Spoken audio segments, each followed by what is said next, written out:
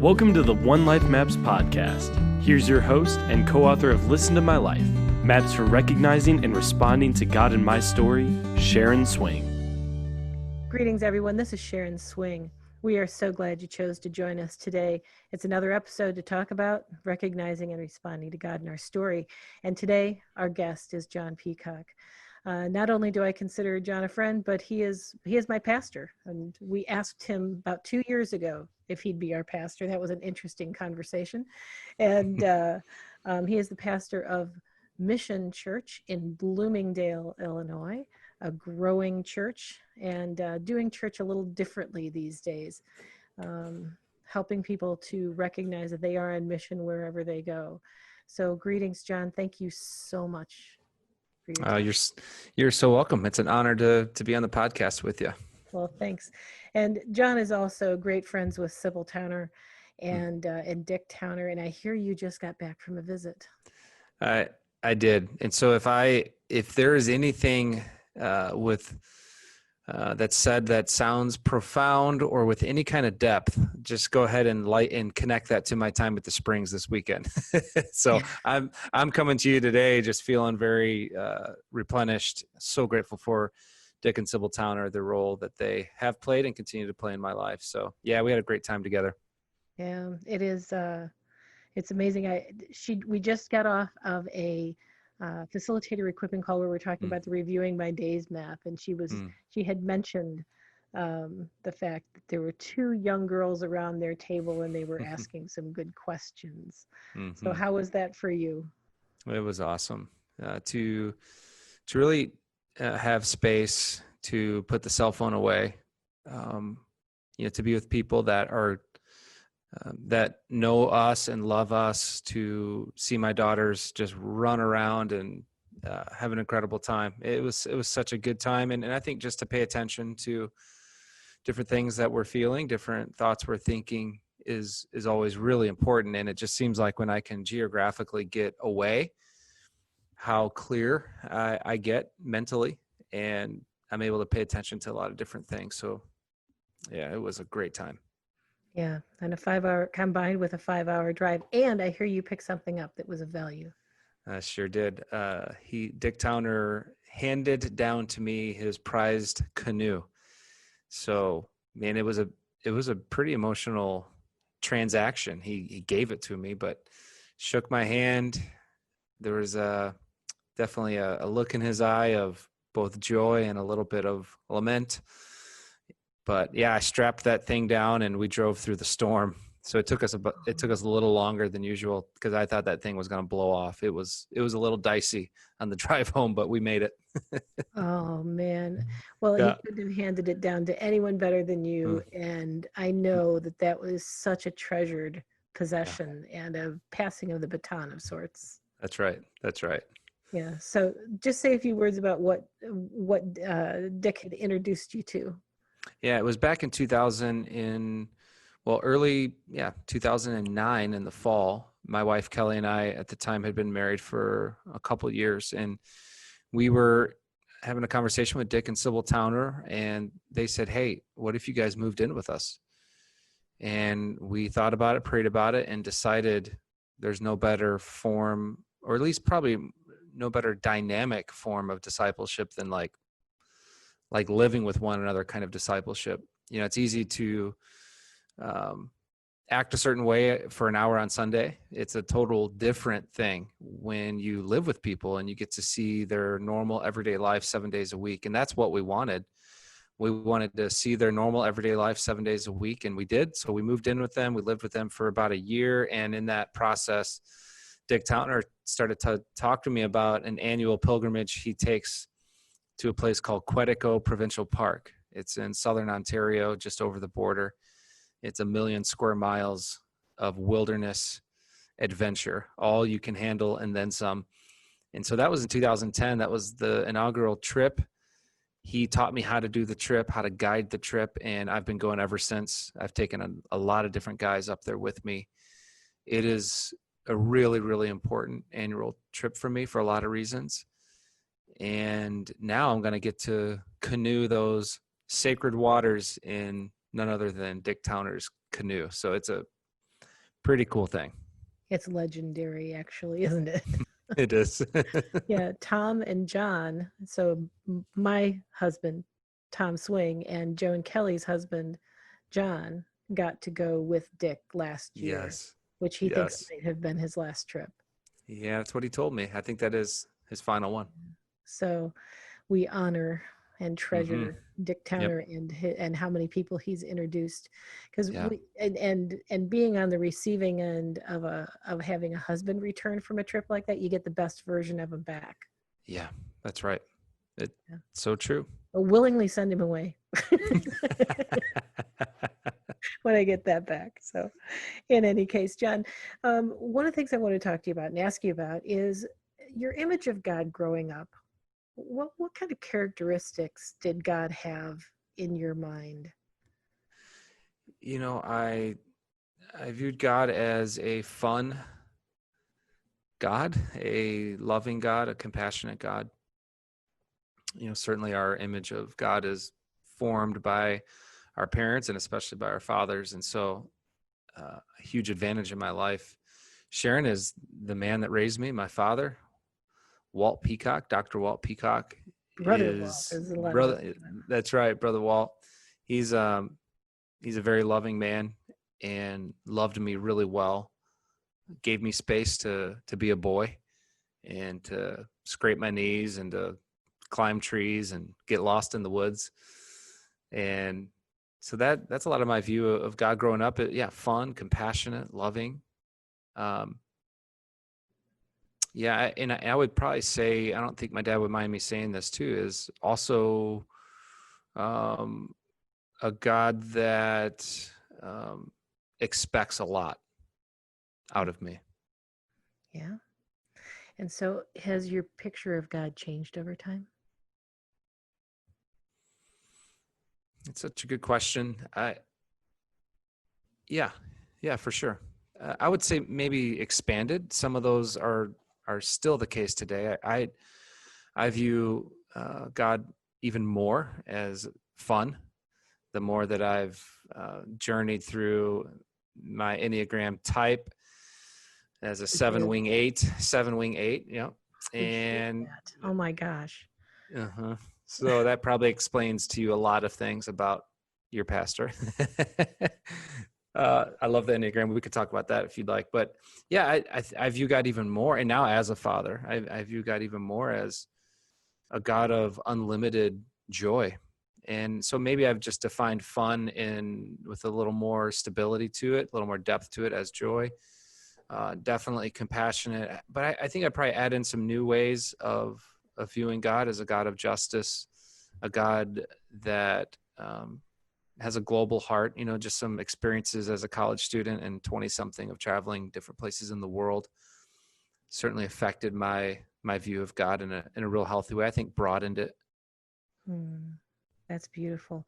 And so I know that you enjoy silence and solitude, and not everybody does.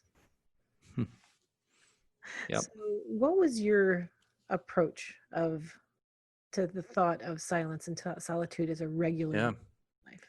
Yeah. My approach to it is connected to probably another like massive aspect of how I began to see God in my 20s, which is a missional God, a God. He's the God of mission, the God who's been on mission since the very beginning. You know, the Father sent the Son sent the Spirit. Now the Spirit sends us, the church.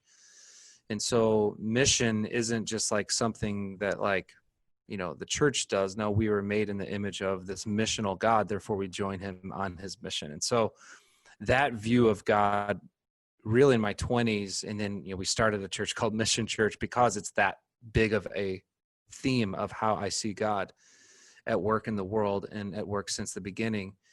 And so with that, you know, you join Jesus, who is God, the Son of God, on his mission that he started. And with that comes so much fun, excitement, also pain and loss, suffering. You suffer with people. All of that comes with joining Jesus on his mission, but also with that can come fatigue. Yeah, because you know, because the mission it's 24/7. God is always at work. And so I'm a church planter. We started Mission Church, almost 10 years ago. We were underground for a year. So we're coming up at the 10-year mark. And it was probably around year 3, I would think, that massive amounts of fatigue began to kick in. It's when I was no longer an extrovert. And so I began to journey more towards a 5 on the Enneagram. I learned how to be alone. I learned to do deeper work. And actually, Sybil was just talking to me about this this weekend of the 7-1. I shouldn't Enneagram this whole podcast, but the whole 7-1-4 thing, which is joy with the stability. So the joy of a 7 with the stability of a 1 with the depth of a 4. And I was like, holy cow, that has really put Enneagram language to a lot of the journey I've been on for the past probably 5-6 years, Sharon. And a big part of that stability and depth has come because of solitude and choosing to get outside with our Creator and enjoy Him in His creation. So prior to finding the outdoor and solitude piece together, did you have an image of this silence and solitude thing that would be something less attractive than what you've fallen into at this point? Absolutely. I'm not a natural contemplative. And so I think I had a really thin view of solitude, which was you have to get into an uncomfortable position, or you just have to sit in a chair and you can't move, do not move for 30 minutes or an hour or even longer. And that just sounded like torture for me. Just the way I'm wired up, I'd probably just fall asleep, if I sat there. So I kind of just, I think early on dismissed solitude as that's not for me. That's really something that contemplatives do. And, that's great for them, but I'm not a contemplative. I can always grow in that, but it's just not me. So I really pushed it off as that's just not a practice. I would have called it I would have probably called it something else besides a practice back then. Now I call it a practice, and just that the wording is very helpful for me. So what were the first times that you started recognizing God's invitation to silence and solitude? Coming back to what we talked about earlier, when I started going every summer, really late spring up to Quetico. So I'd go up to this very quiet place. There's no motorized vehicles. There's really no people. And you'd go 5 days without seeing anyone besides the few guys that you're with. You'll spend hours at a time quietly paddling through lakes. And in many ways, my time up there would really bring to the surface. It would be like a crucible of silence. It would bring to the surface, in many ways, like the best version of me. And I'd come home, and my wife sure liked what came home. And, I'm not the smartest guy in the world, but I kind of quickly arrived at something, which is I need to find some mini Quetico experiences for me to really consistently be that man. And, it's good to go on that voyage once a year, but there happens to be, whether I like it or not, 51 other weeks out of the year. So how am I in this world? What do I look like? How do I go through this life and my life with God the other 51 weeks out of the year? And so that's when I began to think about my time away daily as these mini little Quetico adventure experiences. So there's just little things, Sharon. Words are really important for me. So I don't call them walks. I call them hikes. And I mean, I understand it's a walk, but it's a hike because I need to call it a hike. And it is off trail, which is really important for me. It doesn't work if I walk around my neighborhood. I have to get somewhere off trail. So I go on a hike. Just about every location, right? That's right. I can't tell anyone where it's at because they'll find me. And then, so that'll ruin it. But yeah, so I think that's a lot of how I arrived at, I've turned around and I'm like, oh my goodness, look at me. I'm like seriously practicing solitude, on the regular. Yeah. I remember talking to Kelly after you got Jack, your dog, Mm-hmm. and saying I didn't quite get how important this dog was going to be to John's soul. Hmm. Can you Yeah. say something about Jack? Yeah. So he's behaving himself right now. He's asleep in his kennel. So I have this dog named Jack, and he's a hunting dog, and so his breed is a higher energy kind of breed. And so truly he needs an hour of exercise every day. Otherwise, there's some adverse effects he can get. It's just not good, which then affects my wife, which then affects me. And so I've realized, man, I'm a lot like Jack. And I have this built-in accountability partner named Jack, my dog. I have to get him outside for an hour a day, unless it's a really bad storm. We're out there for an hour every day. And it started out as like, I got to do this for my dog. And then quickly I realized what Jesus did is he's like, no, actually, I think this is for you. And it's good for your dog too, but this is definitely for you. So So it's been did you good. get really serious about it after you got Jack then? Did Jack actually kind Yeah, of have Jack, you in a corner with it? big time. Jack has been a total catalyst for what I would call ongoing, continual, um, the practicing solitude. So before, I think probably sharing it be like once a week, maybe once every other week. I'd get away for an hour, walk around in the woods, maybe once a month. But it was real spotty. And I mean, I practice solitude, which also then helps me practice peace and calm and a bunch of other good stuff almost every day. But yeah, without Jack, I mean, that's what's so interesting about this is it forced this new kind of holy, sacred rhythm in my life. It's a daily practice now. Mm. So how has God used it? What's it? How's your life different? Mm-hmm. Though I'm a results oriented, I'm wired up that way. So I can be too much that way if I'm not careful. And so I would view different spiritual practices like that, like show me the return on that investment right now, And I think a lot of people are probably wired up like that as well. And so, we take that lens and use that as a filter for engaging in multiple things, whether it's reading the Bible, whether it's confession, whether it's secrecy, whether it's solitude, celebration, whatever it might be. And I had been using that lens, like I need to see the instant return on that investment, because time is very valuable. I seem to have less of it the older I'm getting.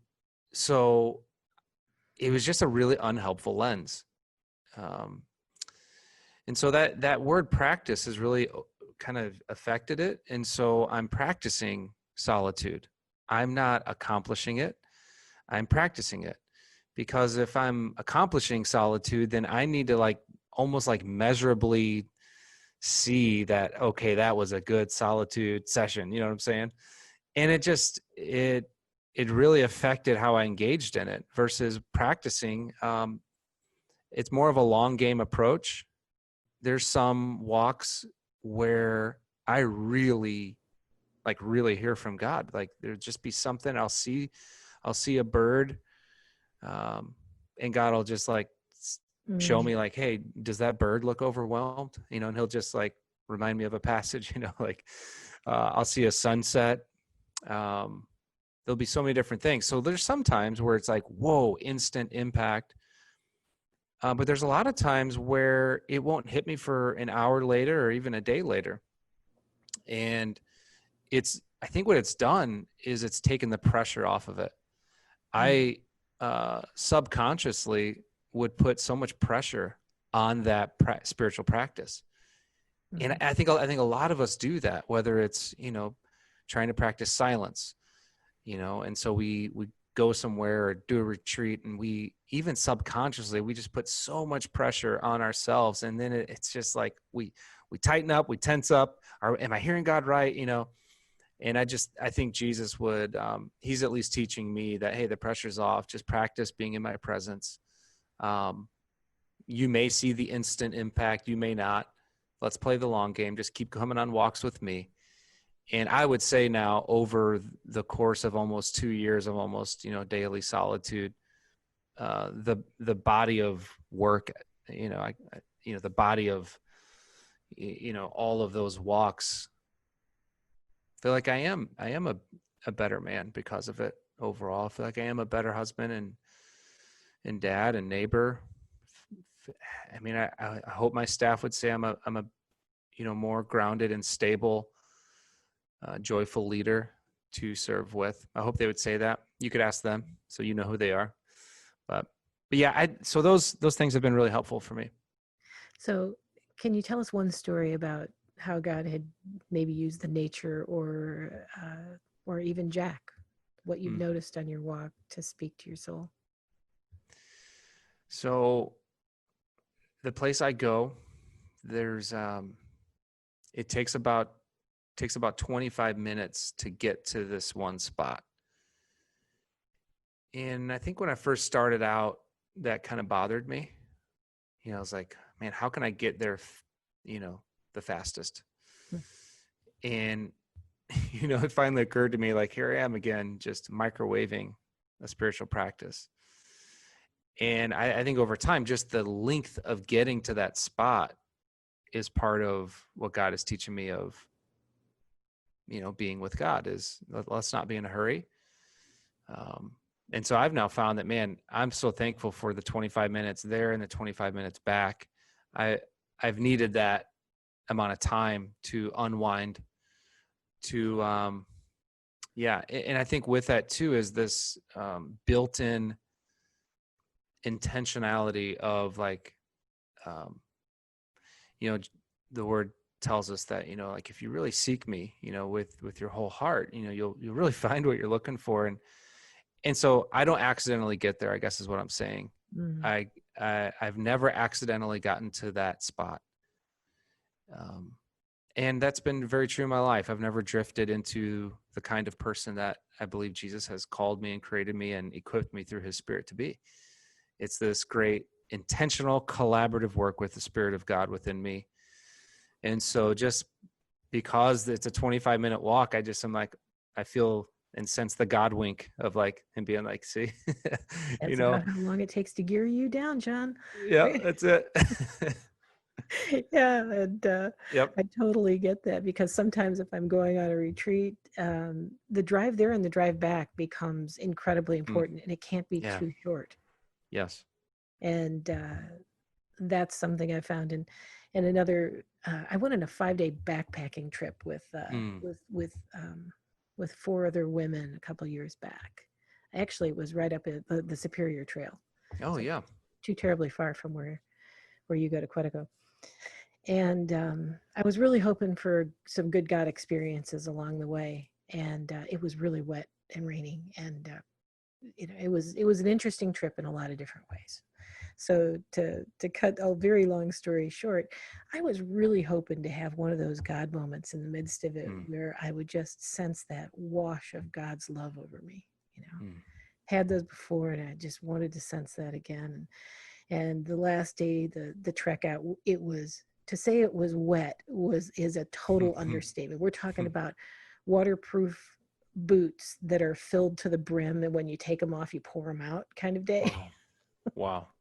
And going through mud that's, just about to the top of the boots and all that kind of stuff. And we're on our last quarter mile, and they send us all out 5 minutes apart to just go out in solitude. And I'm having this conversation with God about, I was just really hoping that I would have one of those moments, and I could hardly even get that complete thought out. And I sensed God's Spirit speak to me, Sharon, it's all an I love you.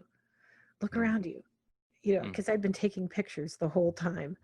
It's all, and I love you. Everything Mm. you've seen, everything you've experienced, it's and I love you. Mm. I'm like, oh, it's one of those moments you just go, oh, I can be here for 5 days and still not see it. Mm-hmm. And Mm. thank you. I Mm. just thank you.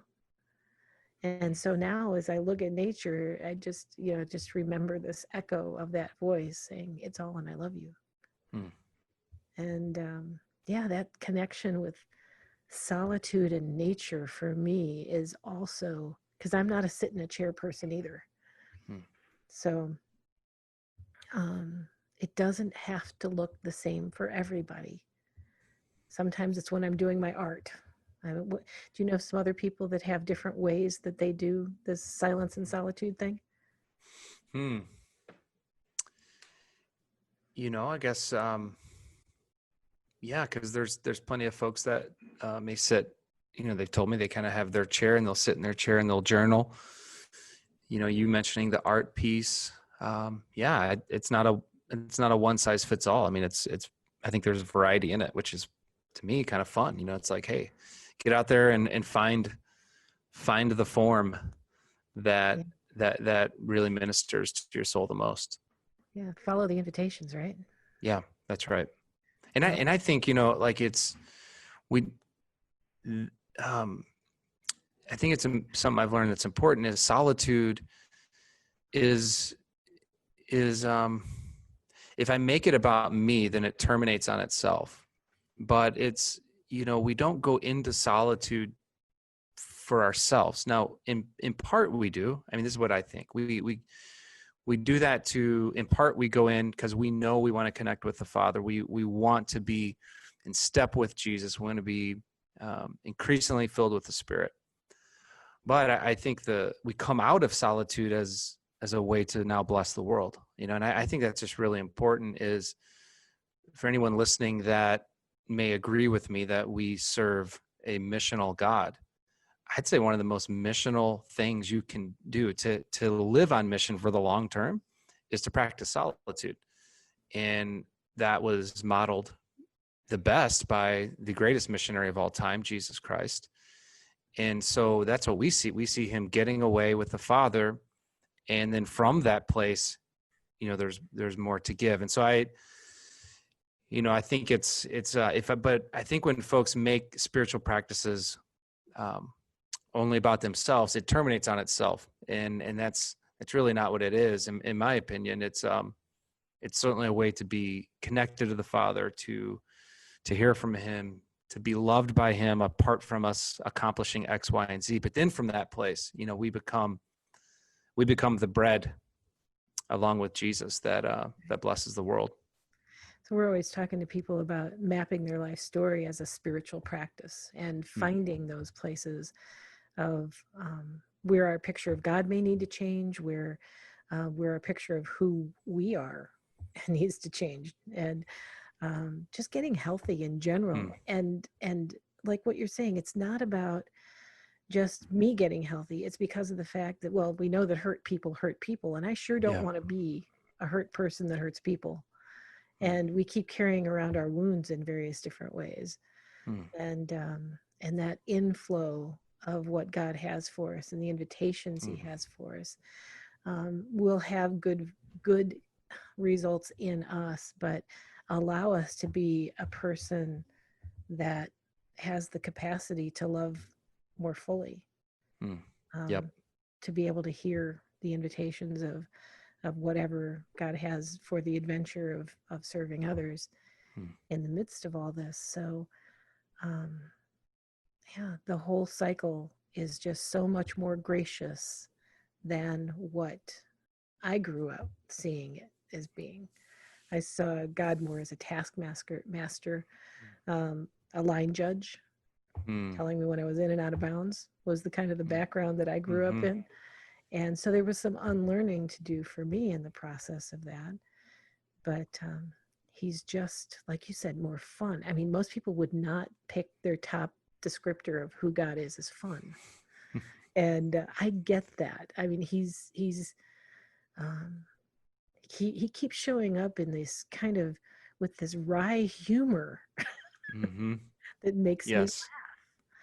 And when I'm coaching other people and doing some imaginative prayer, and the way he shows up and the things he says that are so winsome and inviting and just oh my goodness, so much more, and so much more in just inviting, and like you said, fun. What can I say? Yes.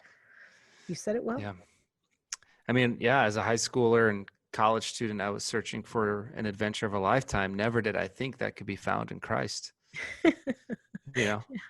I just kind of, like a lot of folks at times, think of like, okay, let me go live my crazy wild life apart from Christ. Then when I get a mortgage and some kids, I'll settle down. I'm like, man, no, actually the greatest adventure of our life is walking in step with Jesus. And it's the cool thing is it's an adventure you don't regret. It's an adventure you can wake up on Monday morning without a headache and without regret, but instead with, man, a ton of joy and excitement. And yeah, it's been pretty important for me. And then whoever thought that, I mean, when you have kids, you think, they use the term settle down like you did. And it's like having kids is nothing about settling down. No, so true. It's such a good adventure and so much energy. So awesome. Well, Jon, thank you. Thank you so much for your time. Thank you for your honest reflection on this. And I just appreciate your story and what it has to just as a gift. The story in itself is a gift for me and a lot of other people. You're so welcome. Thanks for having me on the podcast. It's an honor. Absolutely. It's an honor to be with you. Bye-bye. This podcast is sponsored by OneLifeMaps.com, creators of unique visual life mapping materials titled Listen to My Life, Maps for Recognizing and Responding to God in My Story. Go to OneLifeMaps.com to purchase your Listen to My Life portfolio of visual life maps. While you're there, check out our upcoming virtual coaching groups, live workshops, and options for you to facilitate the Listen to My Life experience with others. That's OneLifeMaps.com. OneLifeMaps.com. Please subscribe, rate, review, and share this podcast with others. You can help support this podcast and the work of One Life Maps by supporting us on Patreon. Go to www.patreon.com/OneLifeMaps to pledge $5 or more per month and get weekly audio meditations to help you recognize and respond to God in your story. Thank you for tuning in to the One Life Maps podcast. Until next time, make the most of this one life that you've been gifted.